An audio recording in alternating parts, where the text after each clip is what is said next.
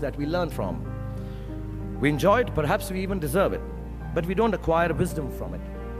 And maybe that's why it cannot be passed on either. Me being successful does not mean my kids are going to be successful, even if I teach them everything that I know and how to do it.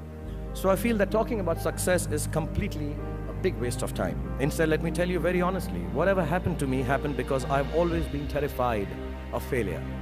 I don't want as much to succeed as much as I don't want to fail. I come from a very normal, lower middle class family. I saw a lot of failure.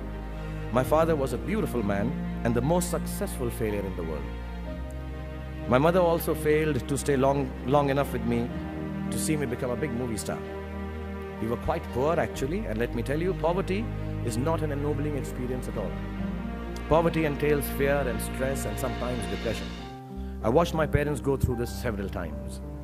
At an early age after my parents died, I equated poverty with failure. I just didn't want to be poor.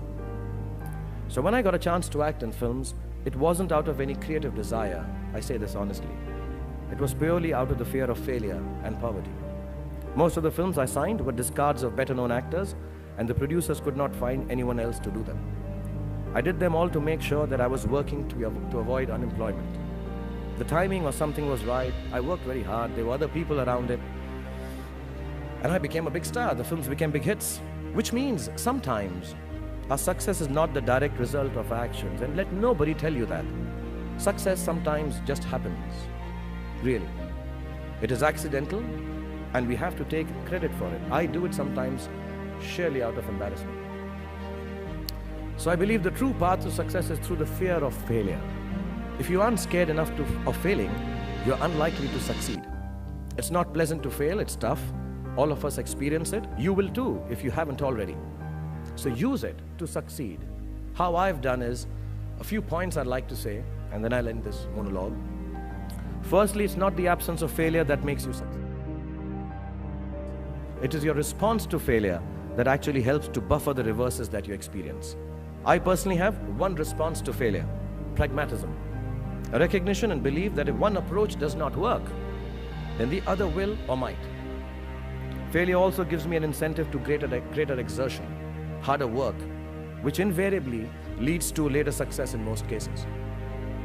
Repeated failure has taught me to stop pretending I'm someone else. It's given me the clarity to stick to things that really matter to me instead of distracting me from my core. Failure also gets you to find who your real friends are. The true strength of your relationships only gets tested in the face of strong adversity.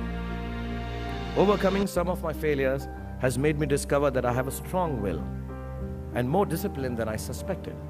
It has helped me to have confidence in my ability to survive.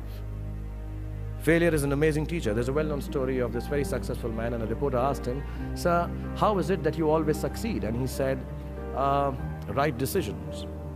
I said, "How do you make right decisions?" And he says, "Experience." He says, "How do you get so experienced?" He says, "Wrong decisions and failure." So do fail, and it's all right to fail. You have to know and learn that life is not just a checklist of acquisitions, attainments, and fulfillments. Your qualifications and CVs don't really matter. Instead, life is difficult and complicated and beyond anyone's control. The humility to know it will help you survive its vicissitudes.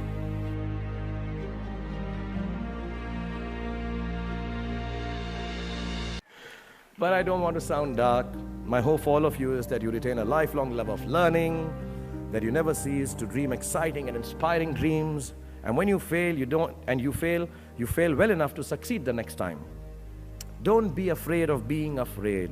Be afraid of not facing your fears and failures.